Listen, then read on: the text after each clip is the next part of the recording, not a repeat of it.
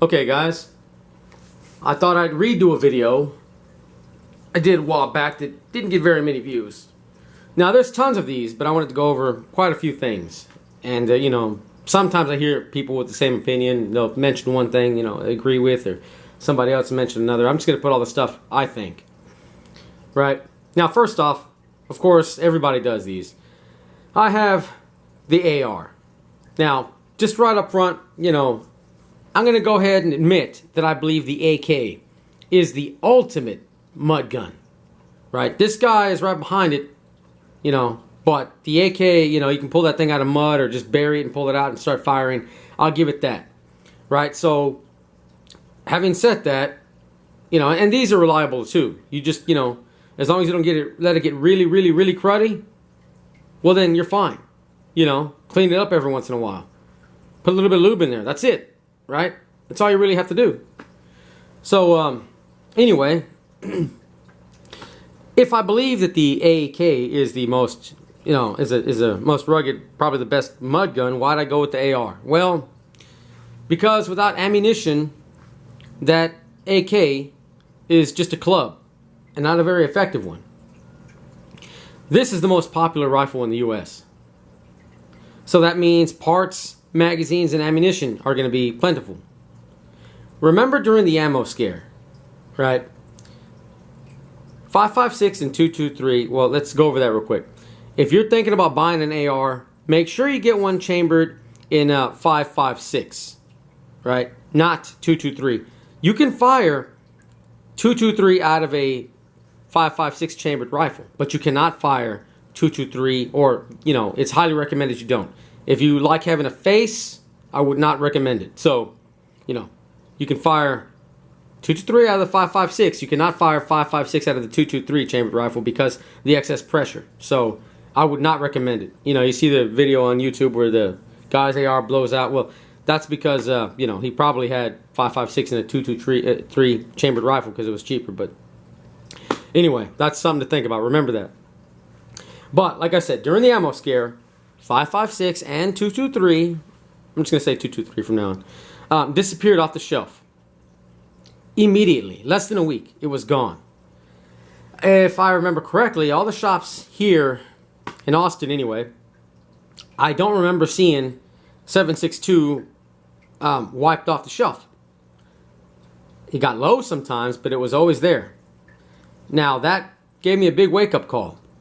If everybody was hoarding up the 2.23, then that's what was out there. That's what I wanted. Because I've heard a video, somebody said, well, you don't, you know, that was a shit hit the fan. That the ammo scare was a shit hit the fan scenario. And you couldn't find ammunition, so don't get that ammunition that's going to be off the shelf. No. You see, if you're a prepper, you don't go looking for ammunition during shit hits the fan. You have that shit already. You have it at home. Looking for ammunition during shit hits the fan is the last thing you want to do. The absolute last. You want to be filling every container you have with water. You want to be, you know, sealing up the windows and stuff. If there's riots, you don't want to be out looking for ammunition, right? You want to be getting your family home. Honey, hold on, we got to rush home. First, we got to stop off here and see if we can get some ammunition. Nah, hell no. You kidding me? Right? You want to have that already. Now, let's go over a couple scenarios here. I believe that the problem we're looking at is an economic collapse. Right? We can't spend our way to wealth. We can't pay the debt back. That's it. We're screwed. So I see that is what's going to happen. It could be other things too. But that's the problem I see. Now, during previous collapses, right, the calibers used by the military of that nation that went through a military collapse were abundant on the market, right? Black market, they got out there, right? People would steal it, I guess, and sell it off in the streets. You'd have military and police that, you know, they had bunches of this stuff, and they would trade it to friends in exchange for other supplies, because, I mean, you know, they could take it, but of course you're not going to take it from your friend. You're going to just, hey, look, man, here's this case of ammunition, you know, they can get something for it. So it flooded the market.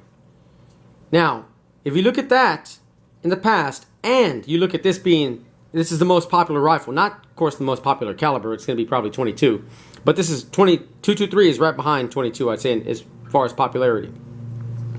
So if everybody has the 22 or 223, then that's what's going to be out there. If, another scenario, they ever made firearms illegal, which, you know, in that case, you can come and take it because I ain't giving it up. But let's say they made firearms illegal. Not everybody would turn them in. And if they did, they probably wouldn't turn in, you know, the ammunition. If you remember, or you're not going to remember, but if you read up and you just go to a coin shop, better yet, if you see old rare collectible coins, gold coins, well, back in the day, Roosevelt had an executive order ordering Americans to turn in their gold coins. Now, they took those gold coins and melted them down. Now, because you see these rare and collectible coins, numismatic coins, in coin shops, that means, well, guess what? They didn't get turned in to get melted down. That would be the same scenario with ammunition. Now, this being the most popular rifle, you can assume that, hey, that's going to be a very popular caliber. If it's a very popular caliber, it's still going to be out there. And you're going to be able to get your hands on it if it's out there. Now, let's go to another scenario. Let's say, you know, there was some kind of pandemic or something. Things are really, really bad. Well, I think, let's just say that there's empty houses, you know, say it's really bad, like some movie or something, right? I don't think things would get that bad, but let's just say, argument's sake, it did get that bad. If you were to go into an empty, abandoned house, or a house that somebody just left, you know, the family's dead or something, what do you think you'd be able to find in that house? You know, look at The Walking Dead or something. You know, I don't believe that's going to happen, but, you know, for argument's sake, let's say they go into a house. They go down in the basement or something. What are they most likely to find? A caliber that everybody hoarded up? Or a caliber that some people hoarded up? Right? What rifles are they going to find around? Right? Magazines are they going to find? Right? Rifles that you can take parts from. It's going to be what everybody has out there. So that's why, you know, there's people saying, oh, you know, we talk about 223 like it's going to litter the streets. No, I'm not saying that. I'm saying it's going to be more plentiful out there, right? If you got somebody hoarding something, well, then you can get it from them. You know, you can't, like I said before, you can't get magic beans from your neighbor because he doesn't have magic beans, right? It's just the way it is. You can't get what people don't have. You can't barter for it if they don't have it. So you want to have what people are hoarding up. That's the basic reasoning behind it. So let's look at my setup here. Right, I have it pretty simple. Right, 2-point sling. I got a 1 point on the vest, but you know, I can attach on here. But this is how I take it to the range, just like this. This scope here, quick detach. Something goes wrong with it, I can throw it off. Got a small riser. You would think by looking at it that the iron sight's going to be in the way. It's not. Right? But if something goes wrong with that scope, I can just quick detach it and go up, flip up the iron sights, and I'm ready to go. This scope has different settings, right? Can light up the sights in there. It even has a laser setting, which I would not use unless I really had to. Like, let's say circumstances permit. There's going to be people leaving comments all over. You know, that's stupid. Well, if circumstances permit, maybe you can put a light on somebody, scare them off, right? By the time they come back, you're long gone, right? Assume that everybody out there is not a tracker. Assume that they don't have a tracking device on you. Like, you know, people are going to leave all kinds of stupid comments. But assuming you have the opportunity, maybe you don't have to shoot them, right? You don't want, that's the last thing you want to do. And even if you were some sicko out there that wanted to shoot somebody, well, you know, you're going to run out of ammunition eventually. So in any case, you don't want to shoot somebody unless your life depends on it. Now, that scope will work fine with or without batteries.